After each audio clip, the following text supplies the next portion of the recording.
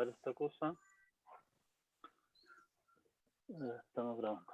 Bueno, buenas tardes a todos. Bienvenidos a una nueva semana noticiosa. Recuerden programarse para ir a votar el domingo. Es importante que todos voten. Y volvamos a nuestros temas propiamente tales. Estábamos hablando de la relación entre gramática contexto libre y PDA. Yo les había comentado que nos falta entonces, para completar el ciclo, digamos, demostrar que dado un PDA, yo puedo construir una gramática de contexto libre que describe el mismo lenguaje y genera el mismo lenguaje que el PDA acepta. Nuevamente resulta igual que pasó en el caso de transformar de autómata a expresión regular, que es más o menos el equivalente de esto en los otros temas que habíamos visto. Las gramáticas que resultan son unos engendros espantosos. Pero como en realidad este proceso no le interesa a nadie más que al teórico que quiere convencerse que realmente gramática de contexto libre y PDA describen los mismos lenguajes, y el resultado que las gramáticas sean absolutamente inmanejables da exactamente lo mismo. Así que en ese sentido, nuevamente, por favor, no pidan que hagamos un ejemplo, porque los ejemplos resultan ser gigantescos y no hay papel suficiente para un ejemplo razonable de esto.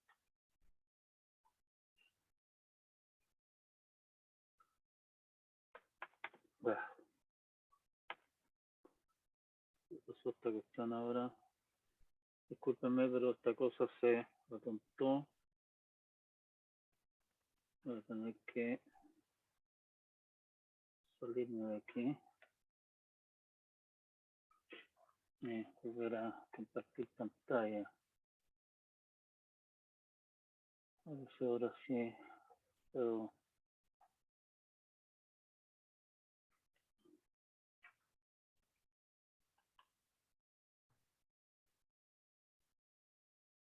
PDA gramática. Ya. Bueno, nuevamente, como ya les decía, este paso no tiene absolutamente ninguna utilidad práctica, sino que tiene interés solamente teórico. La idea, creo que esto lo tratamos a la clase pasada, pero vale la pena repetirlo, construir una gramática cuyos no terminales generen las palabras que hagan que el PDA, diseñado para aceptar por pila vacía, pero nosotros vimos ya que aceptar por pila vacía y aceptar por estado final son equivalentes, así que eso no es demasiado relevante. Básicamente la idea es hacer lo que consuma un símbolo particular de la pila.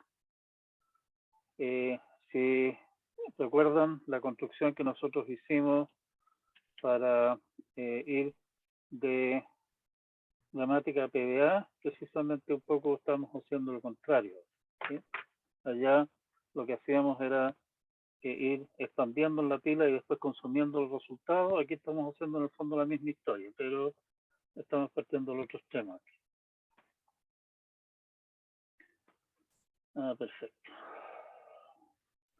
Si en la pila del PDA está en el tope en algún momento un símbolo A mayúscula, o sea, estoy suponiendo obviamente que A mayúscula es un símbolo del alfabeto de pila. Si el PDA acepta en algún momento, después de estar en esa configuración, obviamente tiene que haber una primera configuración en la cual la pila tiene justo un símbolo menos. Con lo cual podemos decir, oiga, después de hacer esto, consumimos este símbolo. Como es el primer instante en que la pila tiene un largo menor que el que tenía cuando comenzamos a funcionar con el cuento, empezamos a trabajar desde esa configuración, está claro de que como el PDA siempre mira solamente el símbolo que tiene en la pila, en el tope de la pila, simplemente nunca puede haber consultado los símbolos que hay por debajo de el A en la pila. O sea, como nunca los consultó, es posible que hayan incidido en alguna manera. ¿Sí? La idea informal, entonces, es que tiene obviamente una complicación. La complicación es que estamos hablando en términos de, oiga, consuma el símbolo del tope de la pila, y eso en el fondo hace como natural, pensando en lo que habíamos hecho nosotros antes, en nuestro PDA construido a partir de la gramática, considerar como símbolo terminal de la gramática el símbolo de los símbolos de la pila. Pero con eso nos falta hacer cuadrar los estados. Y entonces para considerar esa situación vamos a utilizar no terminales que dicen básicamente que estamos partiendo del estado P, perdón, estamos partiendo del estado Q, consumimos A de la pila y terminamos en el estado P. Y obviamente con la pila uno más corto. Eso es un poco la idea de lo que van a representar nuestros no terminales. Y el tema que nos va quedando entonces es hacer calzar los estados. O sea, oiga, lo que tiene que hacer usted es consumir A, B y C de la pila, en ese orden. Después de, y estamos partiendo del estado Q, por decir algo. Después de consumir A, vamos a terminar en algún estado. Desde ese estado tenemos que partir ahora consumiendo B, que vamos a terminar en otro estado. A partir de ese estado ahora vamos a tener que partir consumiendo C y vamos a terminar en algún estado todavía otro más. Y eso tiene que obviamente coincidir con lo que habíamos dicho, oiga, vamos a partir de Q, vamos a consumir A, vamos a terminar en P. ¿Sí? Tenemos que hacer calzar todas esas piezas. ¿Y cómo las hacemos calzar? Bueno, haciendo calzar siempre el estado en que dejamos la cosa con el estado que comenzamos el siguiente. ¿Cuáles son esos estados en que estamos entre medio? No tenemos la menor idea. Solución fácil, para nada elegante, pero fácil. Bueno, ponga todas las opciones. ¿Sí? Entonces, nuestra construcción más concretamente funciona como sigue. Supongamos que nos dan un autómata de pila con todas sus piezas que acepta por estado, por pila vacía, un conjunto de estados finales vacíos, ¿cierto? Y nos interesa entonces construir una gramática G tal que el lenguaje corresponda al lenguaje que el autómata acepta por pila vacía. Como no terminales, vamos a usar el símbolo de partida F para echar a andar todo el show. Y enseguida conjunto de todos los objetos de la forma indicada ahí, tal como decíamos, parte del estado P, consuma A de la pila y termina en el estado Q. P y Q son estados, A es un símbolo de cinta, de pila. Como decíamos, la idea es que si tenemos una palabra formada de terminales, tal que P, A, Q deriva en 0 más pasos la palabra alfa, entonces M, partiendo del estado P, consume alfa de la entrada, donde alfa obviamente podría ser vacío, por ejemplo. En el proceso elimina A de la pila y lo elimina justo, digámoslo así, como habíamos dicho. O sea, después de todo este proceso es la primera vez que la pila es un elemento más corto. ¿Sí? Y después de todo este show termina entonces en el estado Q. podemos hilar las distintas cosas haciendo lo siguiente. Estamos diciendo, mire, déjenme poner esta cosa en Spotlight. Partimos del estado P. Queremos consumir A de la pila. Vamos a terminar en algún estado Q sub n. Básicamente por la vía de, consideremos esta movida del autómata. Estamos reemplazando el A por esta sarta de A es acá. Estamos leyendo de la entrada X y por lo tanto tenemos que generar ese X como parte de la palabra que vamos a generar final. ¿Sí? Resulta que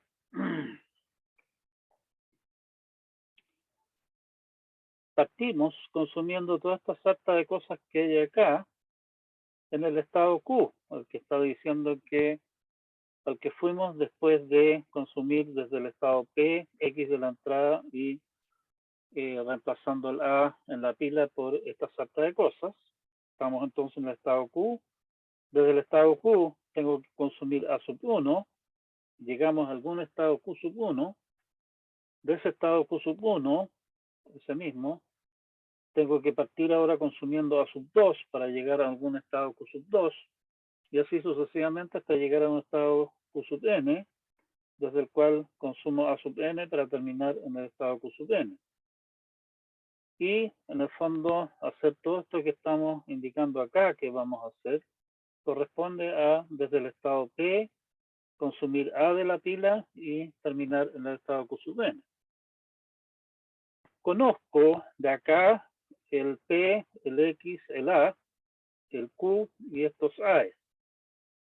Que no tengo la menor idea de cuál sea Q sub 1, Q sub 2 hasta Q sub n.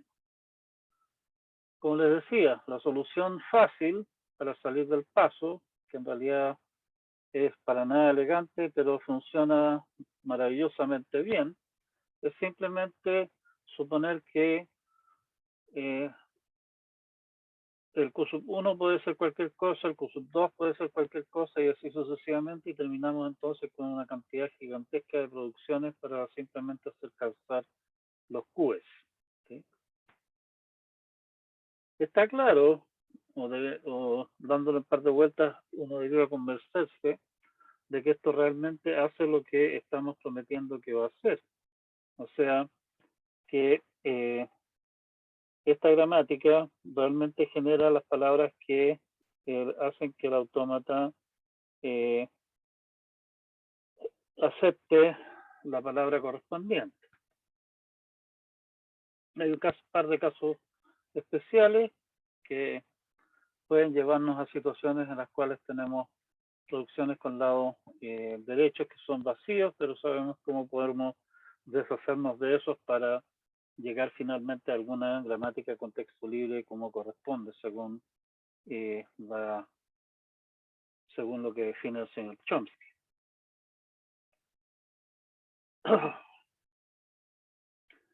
Bueno, en resumen, lo que hicimos fue demostrar que PDA y gramática en contexto libre describen exactamente el mismo conjunto de lenguajes. O sea, a partir de ahora, cuando hablemos de aquí le estoy dando una gramática, o sea, un lenguaje de contexto libre, podemos suponer que ese lenguaje me lo dan en términos de, una gramática de contexto libre, o que me dan un PDA que la acepta. Obtener un PDA a partir de una gramática es importante a la hora de construir herramientas que manipulan lenguajes, que procesan lenguajes, como cosas como compilador, por ejemplo, o un programita que procesa un lenguaje de configuración, o también lenguajes que intentan entender, por ejemplo, el castellano. ¿Sí? No nos vamos a meter en esos líos realmente, sino que vamos a dejar eso por ahora.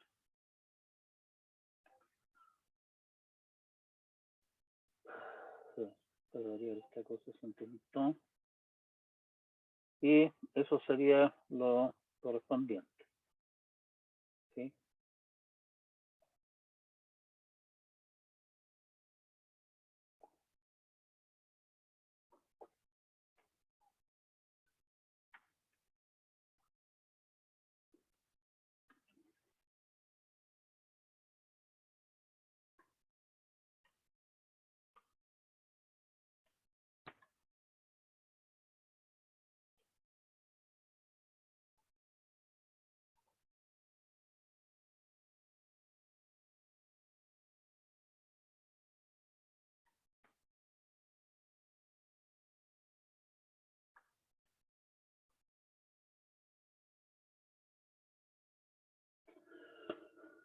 Paso siguiente, al igual como lo hicimos en su oportunidad cuando hablamos de lenguaje de contexto libre, vamos a revisar algunas propiedades del lenguaje de contexto libre, o sea, cuando hablamos de lenguajes regulares. Vamos a ver que las propiedades son bastante similares. Una ya la tenemos ya, que es básicamente el lema bombeo, ¿cierto? Vamos a ir a un par de otras cosas más acá. La idea de derivar algunas propiedades es la misma que la idea que usamos nosotros para los lenguajes regulares, poder utilizar estas propiedades para demostrar que ciertos lenguajes son de contexto libre, por la vía de decir, oiga, esta cuestión es, por ejemplo, la unión de dos lenguajes de contexto libre, por lo tanto es de contexto libre, o al revés, decir, oiga, es que este lenguaje de acá se obtiene aplicando esta operación entre el lenguaje que ustedes me dan y otras cosas más, el resultado debería ser de contexto libre. Si el lenguaje original era de contexto libre, resulta que obtenemos algo que sabemos que no es de contexto libre. Y por lo tanto llegamos a la conclusión, por contradicción, de que el lenguaje que tenemos entre manos no es de contexto libre. Primeramente, vamos a demostrar que son cerrados con respecto a la sustitución, lo que nos va a servir para básicamente demostrar las demás propiedades. En lo que sigue, nos vamos a dar la libertad, nos vamos a tomar la libertad de utilizar de repente gramáticas con producciones que al lado derecho tienen epsilon, con producciones nulas, que sabemos que formalmente no son gramáticas de contexto libre, pero sabemos que podemos masajearlas, digamos, para obtener gramática de contexto libre que generan básicamente lo mismo. Así que en realidad eso no es mayor drama. ¿Sí? Y el hacer esto en realidad nos va a ahorrar el tener que darnos un montón de vueltas tontas que en realidad no aportan mucho.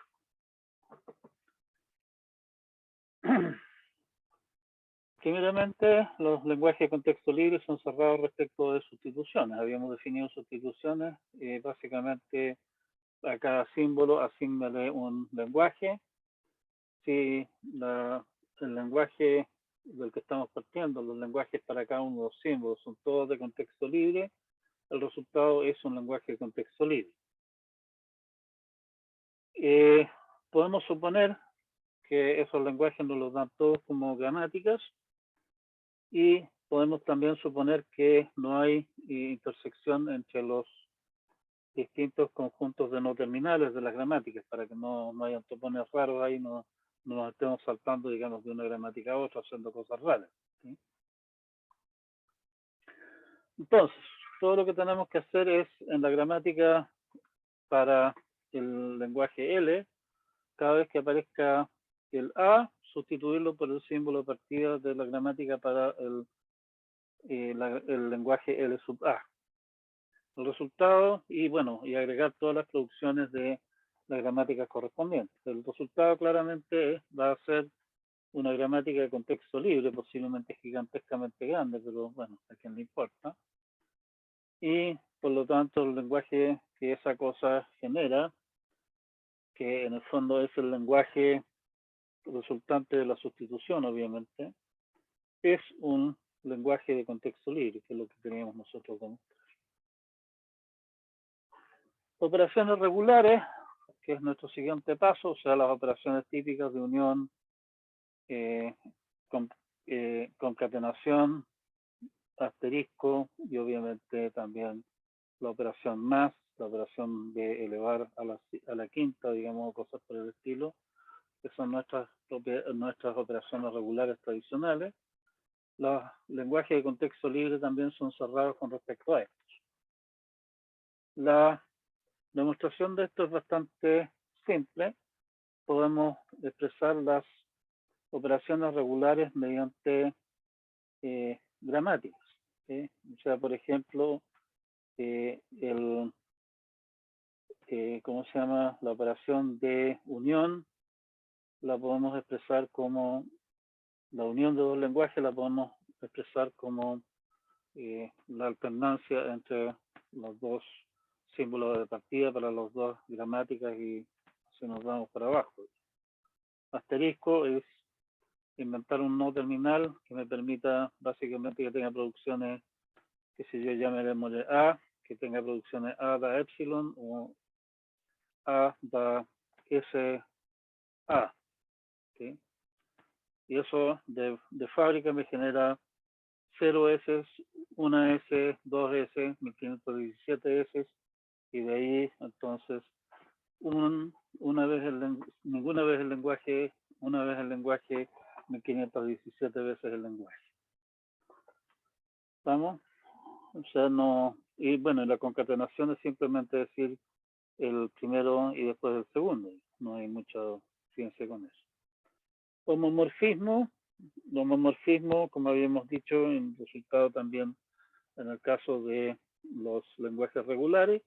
Un homomorfismo podemos considerarlo como una sustitución en la cual los lenguajes por los que estamos reemplazando los distintos símbolos son simplemente lenguajes de una sola palabra.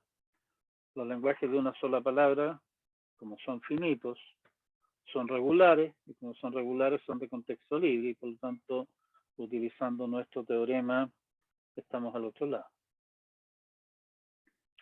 Homomorfismo inverso, la misma idea que usamos para demostrar los homomorfismos inversos en el caso de lenguajes regulares. La idea es, en el fondo, alimentar a un PDA que acepta L con H de signo. O sea, cada vez que tenemos un símbolo, le aplicamos el homomorfismo.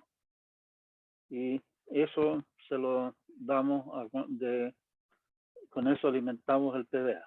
Hay un poco de complicación en esto, en que como el homomorfismo podría expandirse a varios símbolos, eso significa que el PDA da varias movidas, con lo cual podría en principio consumir varios símbolos de la pila. ¿Sí? Pero eso se puede simular por la vía de poner entre medio movidas epsilon que hagan los pasos intermedios. Así que eso no es tanto problema tampoco. Intersección. Los lenguajes de contexto libre no son cerrados con respecto de intersecciones. Recuerden que una de las cosas que ustedes preguntaban al principio, cuando comenzamos a hablar de lenguajes regulares, era, bueno, oiga, y la intersección, ¿qué pasa con la operación de intersección? Es una operación, la otra operación típica entre conjuntos y la estamos dejando fuera. Vimos que la dejábamos fuera porque en realidad no aportaba de por sí, digamos, y queríamos mantener las cosas simples. Y demostramos después también que los lenguajes de contexto, perdón, los lenguajes regulares eran cerrados con respecto a la intersección. Resulta que los lenguajes de contexto libre no son cerrados con respecto a la intersección.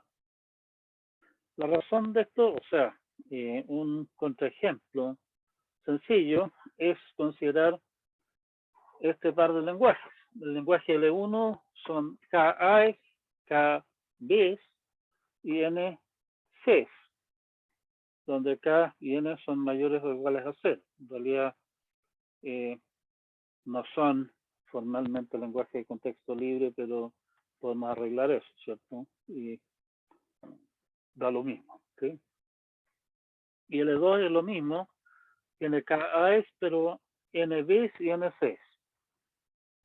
Inventar gramáticas para esto es bastante simple, o sea, básicamente tengo que tener una producción, llamemos para L1, por ejemplo, que me da S da A, B, y A da A mayúscula, da A minúscula, A mayúscula, B minúscula, y A da epsilon, y con eso genero 0 o más A's y B's, o sea, 0 o más A seguido por el mismo número de B's en el fondo. Y la otra parte es simplemente una producción de la forma C, B da C minúscula B o epsilon. O sea, con eso genero todas las C's que yo quiera. Puedo hacer la misma jugarreta con respecto al lenguaje L2 y por lo tanto los dos lenguajes son de contexto libre. Les sugiero que escriban las gramáticas correspondientes y se convenzan, digamos, que no les estamos mintiendo. Sin embargo, la intersección entre L1 y L2 claramente fuerza a que hayan tantas A's como B's como C's en los resultados, ¿sí? Y ese lenguaje, A a la N, B a la N, C a la N, con N mayor o igual a 0, sabemos nosotros que es un lenguaje que no es de contexto libre. Así que ahí estamos. O sea, la intersección para ese par de lenguajes en particular que son de contexto libre resulta ser no de contexto libre y por lo tanto la intersección no siempre es de contexto libre, ¿sí? Bueno, y de ahí resulta también entonces que los lenguajes de contexto libre no son cerrados con respecto del complemento. En el fondo, si un conjunto de lenguajes es cerrado con respecto al complemento y la unión, por las leyes de De Morgan, tiene que ser cerrado con respecto del complemento o de la intersección, ¿sí? Esas tres cosas van juntas. Si falla alguna de ellas, no falla todo. Bueno, el lenguaje L, que es el A a la K, B a la K, C a la K, con K mayor o igual a 0, es nuestro niño símbolo de los lenguajes que no son de contexto libre. Pero resulta que su complemento sí es de contexto libre. El lenguaje L complemento es el complemento de el lenguaje de la expresión regular A asterisco, B asterisco, C asterisco. O sea, en el fondo ese lenguaje de ahí es el conjunto de todas aquellas palabras que no son A seguidas por B seguidas por C. O sea, en el fondo no aparecen estrictamente en ese orden. Y unión el lenguaje LAB, el lenguaje LAC y el lenguaje LBC. En el fondo, el complemento de ese lenguaje L que estamos, del lenguaje L, nuestro niño símbolo, son palabras que no pertenecen a ese lenguaje, son palabras en las que no son A seguidas por B y seguidas por C, que es la primera parte de lo que tenemos ahí.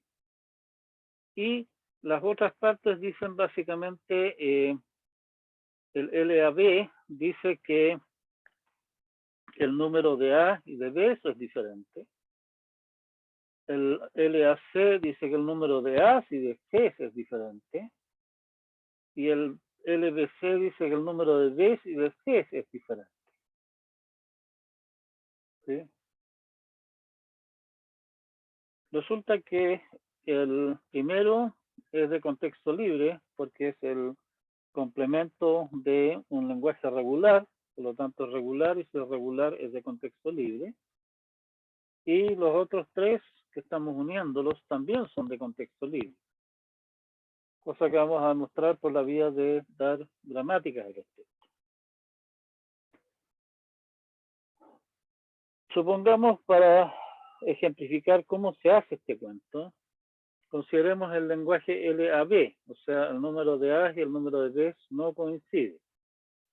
Lo que tenemos que hacer, en el fondo, es construir una cosa que tenga A's, B's y C's en ese orden, pero asegurarnos de que haya al menos una B más que las A's que hay, o haya al menos una A más que las B's que hay, que no sean el mismo número. ¿Okay? Y eso lo podemos hacer por la vía de poner producciones de la forma S da A, S, B, la primera producción que tenemos allí, o A minúscula A y A da A minúscula A o epsilon. O sea, el A genera 0 o más A's y en la primera producción donde aparece el A estamos forzando a que haya al menos una A más. O sea, eso de allí me está generando palabras formadas por A's seguidas por B's, pero tienen al menos una A más que B. Y si concatenamos eso con el lenguaje que describe la expresión regular C asterisco, tenemos básicamente LAB. En realidad no exactamente, porque nos falta, con esto estamos construyendo la situación en que hay más A's que B, pero por una construcción simétrica en el fondo, podemos forzar a que haya más B's que A's. O sea, meter entre medio al menos una B al final, con la producción correspondiente que tenemos ahí al final. ¿Sí? Y logramos lo que estábamos proponiendo. Entonces, LAB es un lenguaje que es de contexto libre. De la misma manera es de contexto libre LAC. Podemos hacer exactamente la misma jugarreta. Lo único que tenemos que hacer es asegurarnos que haya más A's que C's o más C's que A's y después al final rellenar al medio con el número adecuado o el número que nos interese de B's. Y LBC en el fondo es la misma tontera que el LAB que acabamos de construir acá. ¿Sí?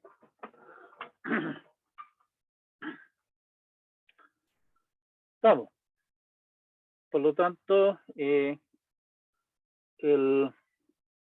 tampoco son cerrados con respecto al complemento. O sea, el complemento de este lenguaje, el complemento de L complemento, que vimos que L complemento es de contexto libre, resulta que no es de contexto libre.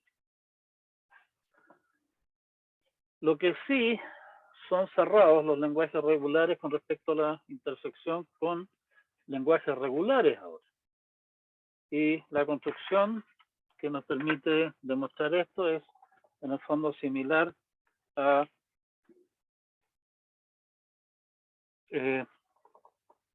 la construcción que hicimos mediante autómata para demostrar que los lenguajes regulares son cerrados con respecto a la intersección.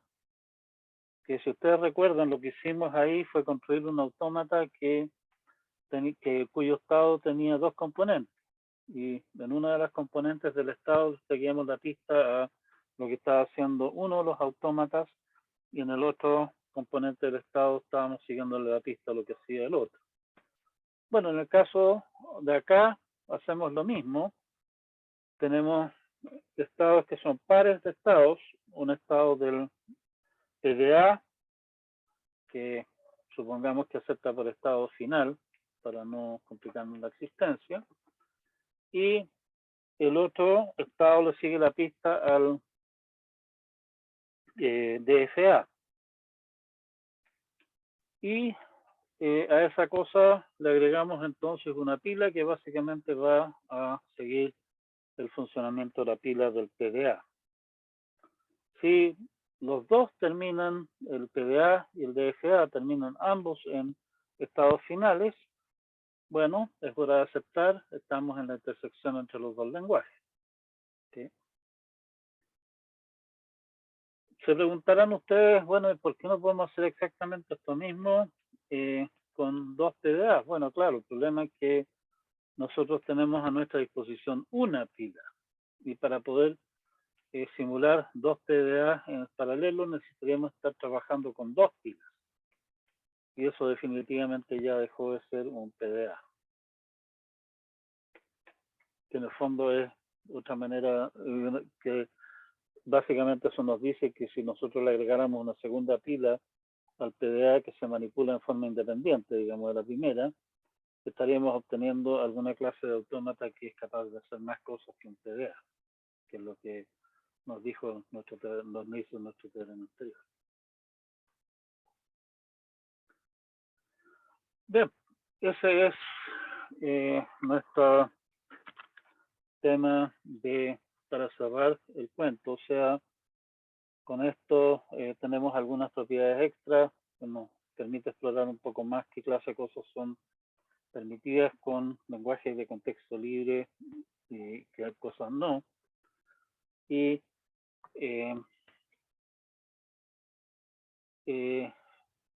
hay que tener cuidado, uno se tiende a suponer que las cosas son equivalentes a lo que son bien parecidas las propiedades a las de los lenguajes regulares, pero no son cerrados con respecto a intersección ni complemento. Hay que tener cuidado con eso.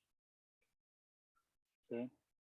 Las demostraciones al final del día resultaron de ser bastante parecidas a las de los lenguajes regulares, así que ahí no hay tanto que complicarse.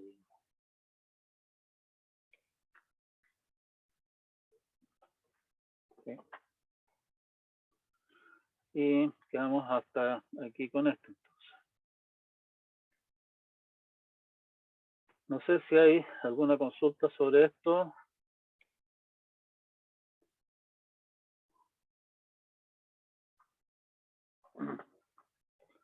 Bien, una de las cosas que nos indica, particularmente los teoremas que vimos, que podemos darnos el lujo de usar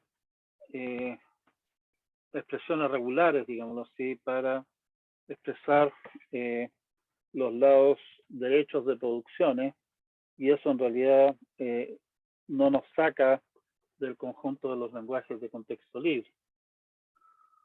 Así que podemos aprovechar eso para hacer algunas cosas entretenidas. Vamos a ver más o menos rápidamente, no vamos a entrar en mucho detalle, una de las aplicaciones que tienen los lenguajes de contexto libre, que probablemente, o sea, posiblemente ustedes se hayan encontrado con eso ya, o seguramente se van a encontrar con esto pronto, como parte de su estudio más profundo de lo que son sistemas de información, que es XML.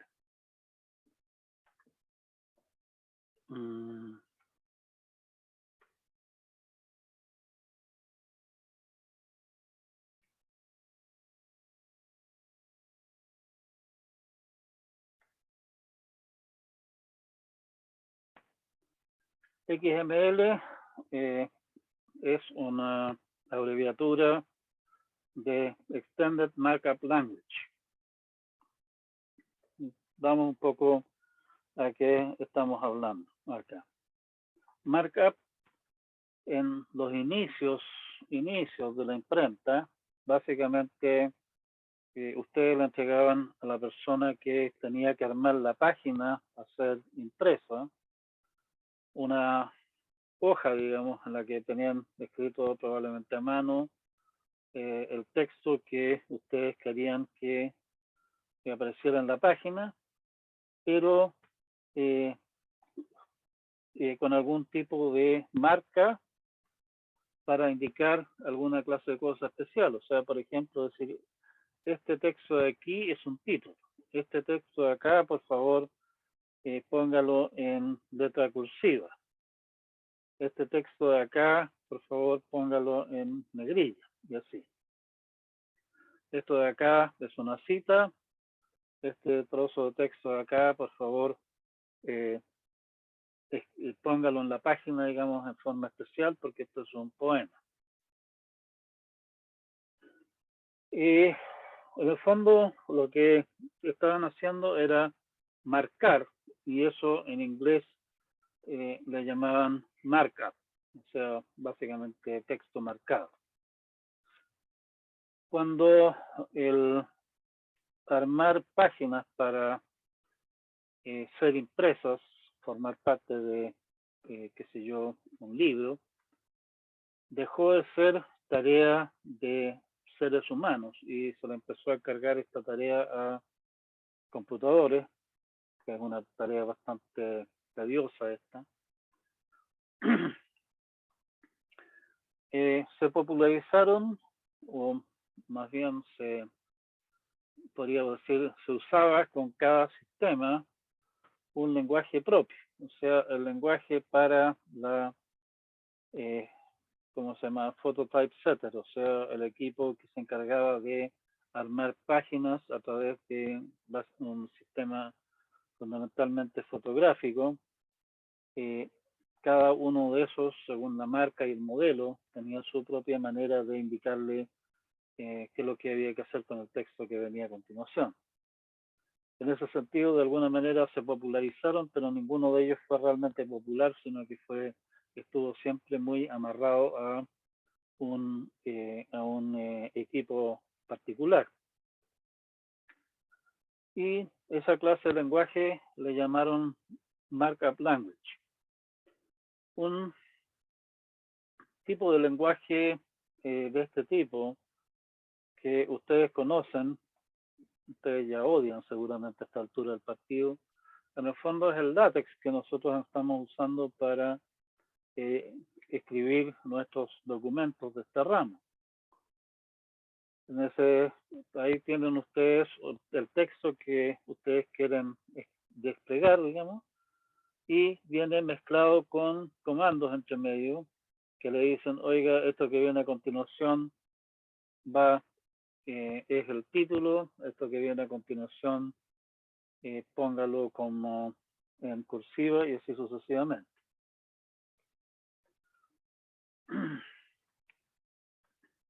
Bueno, lamentablemente en su oportunidad aparecieron muchos lenguajes de estos, básicamente un lenguaje por la phototypesetter, no sé cómo se traduce eso al castellano realmente. Y por lo tanto el asunto era bastante desastroso. O sea, así que yo quería pedirle a la empresa X, a la imprenta X, digamos, que me imprimiera mi libro o mi póster o lo que sea en bonito y entregarle yo el código para hacerlo. Tenía que hacerlo en el lenguaje que manejara el equipo que ellos tenían. Y si yo había estado trabajando con la imprenta A y resulta que para alguna tarea particular que necesito, por decir algo, oiga, ahora necesito que no solamente me haga las cuestiones en blanco y negro, sino que también quiero que me lo haga en colores. Resulta que la imprenta A no tiene un equipo que maneje colores, voy a tener que conversar con otra imprenta y resulta que esa otra imprenta maneja un lenguaje completamente distinto y partimos aprendiendo todo de cero. Bastante poco práctico la situación.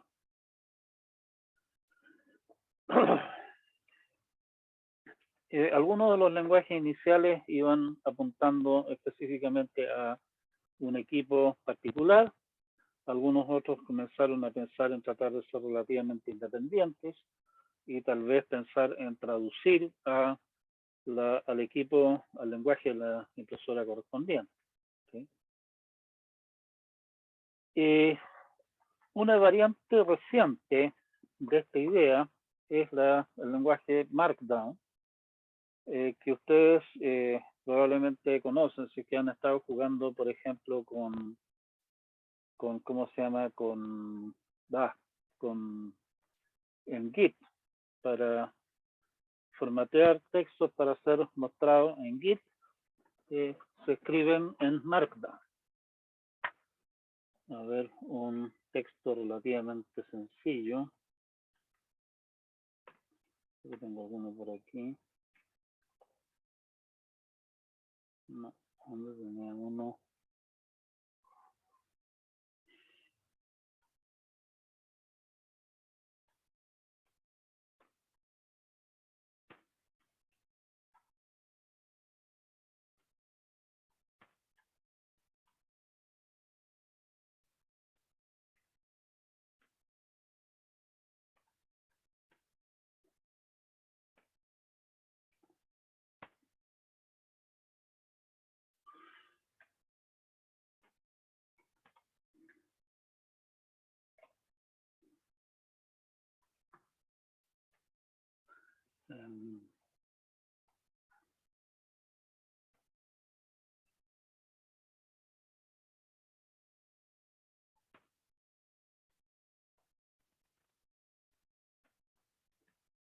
Aquí estoy compartiendo un pequeño texto escrito en Markdown. Básicamente la idea es, como siempre en esta clase de cosas, digamos, eso es el Markdown que se está usando hoy día. O sea, perdón, el Markdown viene a ser un juego de palabras con Markup. Markdown es Markup, pero en la dirección contraria, digamos. La idea de esto es texto que se escribe en forma bastante normal, con algunas marcas no demasiado inentendibles para decir ciertas cosas. Por ejemplo, aquí estamos diciendo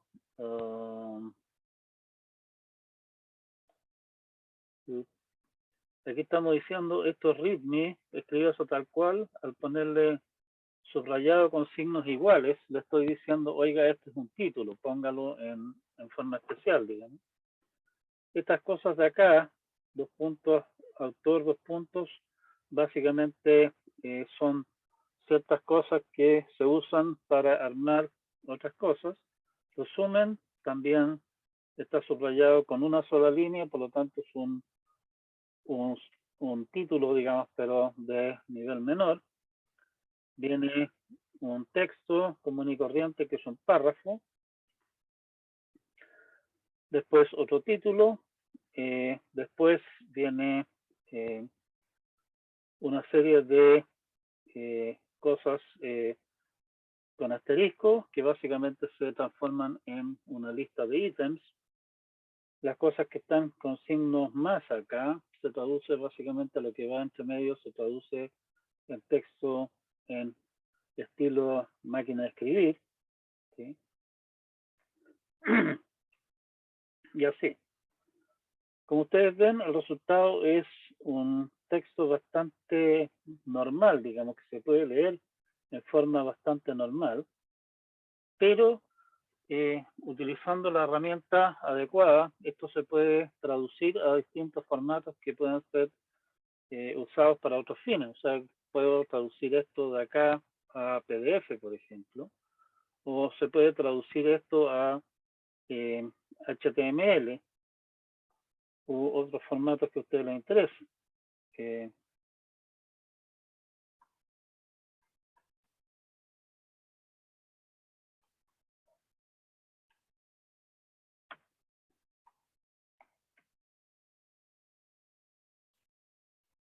Oh,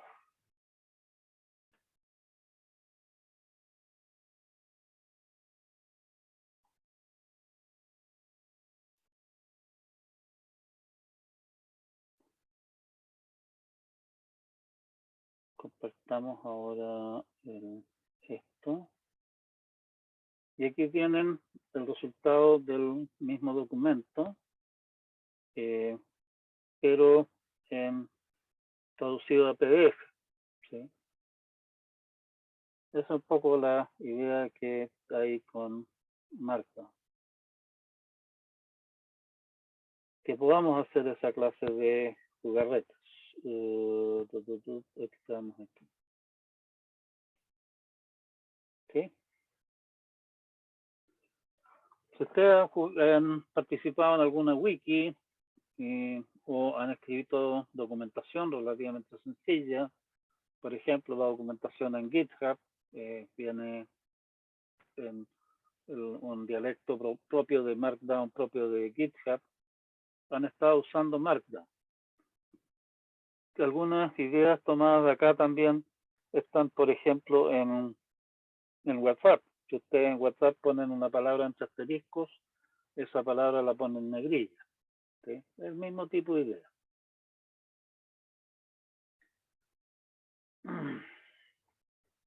Nuevamente, Markdown, que partió con la idea de ser un lenguaje muy simple para hacer algunas cosas simples, hubo un montón de gente que se le ocurrió agregarle, obviamente, extensiones para hacer cosas tales como poder escribir cuadros o poner más niveles de títulos o más tipos de letras, digamos, no solamente letras énfasis y negrilla y estilo máquina de escribir, sino que otros más, y qué sé yo, y como corresponde, cada uno agregó esos cachiluros a su pinta en forma distinta. El resultado terminamos con una montonera de dialectos más o menos parecidos, pero todos diferentes. Hoy día sí, la gente de GitHub en el fondo se puso las pilas y definió un formato bastante completo, extenso y útil. Y como GitHub es bastante popular, digamos, hay muchos que usan el formato de GitHub. ¿Sí? A la gente a la que le gustaría jugar con esta clase de cosas hay una herramienta llamada Pandoc que procesa esta clase de formatos y lo permite traducir a una montonera de otros formatos distintos y viceversa. Ya. Bueno, borrón ahora y volviendo un poco atrás en la historia. En el año 86, la ISO, la International Standards Organization, definió un lenguaje de anotaciones generalizado, que llamaron Standard Generalized Markup Language, o SGML. La idea de este estándar era básicamente decir, oiga, viejito, en vez de estar todo el mundo, cada uno inventando su lenguaje de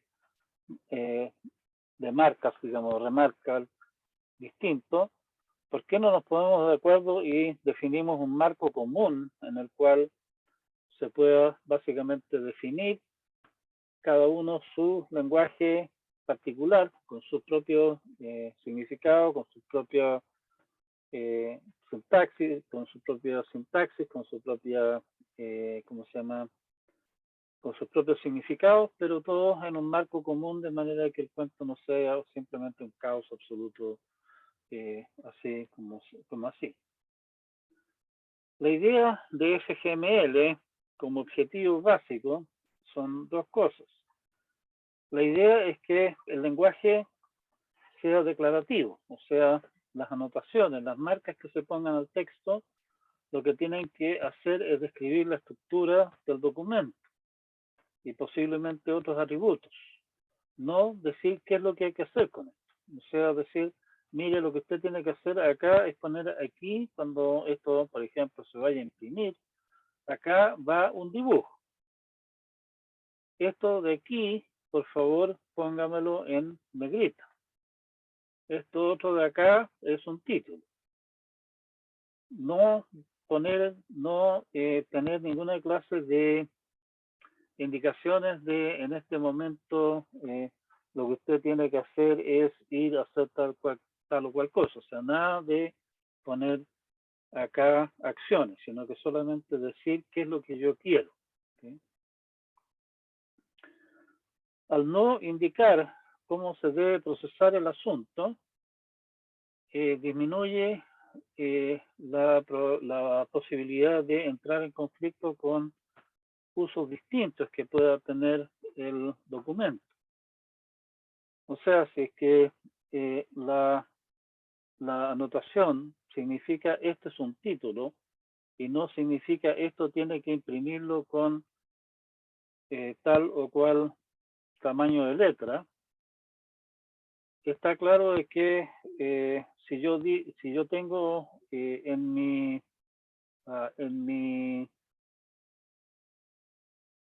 mis operaciones tengo cosas como imprima, bueno, ¿y qué pasa si es que en realidad este documento no lo quiero imprimir?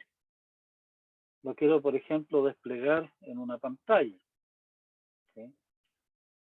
En ese caso, la operación de imprima esto no tiene ningún sentido y por lo tanto estamos restringiendo un documento que incluya instrucciones de imprima tal o cual cosa en tal o cual parte de la página a situaciones en las cuales tenga sentido de hablar de páginas y de imprimir. Y por eso mismo entonces pusieron como objetivo que el asunto tiene que ser puramente declarativo, decir qué es lo que significa, no cómo se hace. El cómo se hace, qué se hace específicamente con el asunto puede cambiar. O sea, cómo se hace puede significar de que si queremos traducir el texto, por ejemplo, a texto hablado, que el título se diga con un énfasis distinto o que se anuncie el título de este capítulo es o alguna cosa de esa clase. ¿Sí? Si no digo qué es lo que hay que hacer con esto, yo tengo la libertad de traducirlo a esa clase de cosas. Lo otro es que sea riguroso, o sea, que la definición sea rigurosa, precisa y clara, simplifica el poder escribir herramientas que manipulen esta clase de documentos. Si es que está claro, 100% claro, cómo debe o no escribirse un documento correcto, es más fácil escribir un programa que alguna cosa que diga, mira, tal vez esta cuestión vaya así o vaya así, pero bueno, allá eso significa que terminamos con un programa que es una majamama tremenda de cosas, o peor aún, terminamos con un programa que yo escribo, es una majamama tremenda de cosas que entiende las cosas de una manera distinta de cómo lo entiende el programa que escribieron ustedes, y por lo tanto la interpretación que le da a un documento mi programa y la interpretación que le da a ese mismo documento el programa que escribieron ustedes puede ser distinto, y eso no conviene. O sea, queremos que el cuento sea en el fondo único. ¿Sí? La gracia también de tener cosas definidas en forma precisa es que podemos utilizar toda la maquinaria que se ha desarrollado para, por ejemplo, manipular bases de datos. Una base de datos al final del día podemos considerarla como o más bien un documento estructurado de una manera particular. No sé si ustedes hayan tomado ramos de base de datos todavía, pero por ejemplo podemos considerar que un documento estructurado de una manera particular viene a ser el equivalente de, por ejemplo, una planilla Excel. ¿Sí? Tenemos las distintas columnas y tenemos eso, toda esa clase de cosas. Y por lo tanto, todas las herramientas que se han desarrollado para manipular datos estructurados, como bases de datos, otras cosas más, digamos, las podemos utilizar para procesar esta clase de cosas. Y esa es un poco la idea que se perseguía con SGML.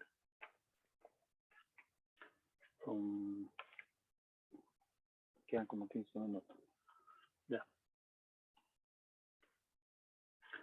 La idea de SGML como tal fue permitir compartir, procesar y almacenar documentos electrónicos voluminosos, particularmente en áreas como gobierno, en el área de leyes, en el área de la industria. Y en particular, resulta que esa clase de documentos tienen que ser posibles utilizarlos años, en muchos casos décadas, después de haberse escrito. y posiblemente la persona que está utilizando ese documento le interesa darle un uso completamente diferente del uso que pensaba darle el creador original. Por ejemplo, tal vez, no sé, por el creador original lo que quería hacer era crear una lista de precios de los productos de nuestra empresa a clientes, a consumidores, digamos, y tal vez 10 años después a nosotros nos interesa, perdón, procesar esa lista de precios, no para generar, digamos, una lista de precios a ser publicada o ser enviada a nuestros clientes, sino que, por ejemplo, queremos procesar la lista de precios del año 2000 y la del 2001 y qué sé yo, para hacernos un gráfico de cómo han ido evolucionando los precios de las distintas cosas, ¿sí? Bueno, y eso significa, obviamente, que no podemos darnos el lujo de decir, oiga, resulta que lamentablemente este documento está escrito en, qué sé yo, el procesador de texto XYZ que corría en un computador que se usaba en el año 90, de esos computadores hace tiempo que ya no existen. La empresa que tenía ese procesador de texto resulta que quebró. Tenemos una montonera de documentos escritos en ese formato, pero no tenemos como diantres leerlos. Esa clase de cosas era la clase de temas que eran bastante corrientes, digamos, y la idea era precisamente evitar esa clase de problemas. En realidad resulta que SGML no es un lenguaje de markups, sino que básicamente es un marco que a nosotros nos permite definir lenguajes especializados mediante lo que nosotros reconoceríamos como una gramática de contexto libre. Algunos lenguajes marcados, digamos, especializados, definidos con el mecanismo SGML, incluyen el HTML, Hypertext Markup Language, que en el fondo es el lenguaje que habla web, ¿sí? DocBook, que es un esquema, digamos, pensado para escribir documentación, por ejemplo, manuales y páginas de manual, bastante usado en Linux, como Linux Doc, que en el fondo es una variante de DocBook con algunos agregados adicionales, y así. XML, la gente de la World Wide Web Consortium, W3C, adoptó SGML como su base para definir un lenguaje de marcas especializados que iban a usar ellos para una montonera de cosas, y a eso le llamaron XML. La idea es una idea basada en SGML, básicamente definido en SGML incluso, pero que me permita agregarle nuevas características al asunto, de manera de poder representar datos estructurados, pero datos estructurados en forma más sofisticada que simplemente decir, oiga, los datos son un montón de líneas, todas las líneas son de la misma forma, ¿sí? Nuevamente, los objetivos de diseño de XML fueron, ojalá que fuera simple, que fuera general y que fuera utilizable en todo lo que es Internet. O sea, que se pudiera usar esto como base para mover información a través de Internet y de tal manera de que si es que se ponen de acuerdo en algunas cosas mínimas, el que lo envía los datos y quien los recibe, podamos estar de acuerdo, digamos, y también seguir un poco las mismas justificaciones que teníamos antes respecto de SGML, que los datos no estén amarrados a un único uso, se puedan utilizar para distintas cosas, se puedan procesar para básicamente verlos de distintas maneras. Aunque el diseño de XML en realidad está pensado para cosas más bien texto, se usa bastante para escribir estructuras de datos bastante más sofisticadas que simple texto lineal. En particular, por ejemplo, ustedes conocen los formatos, el docx, ¿cómo se llama? PPTX, XLSX de Office, ¿cierto?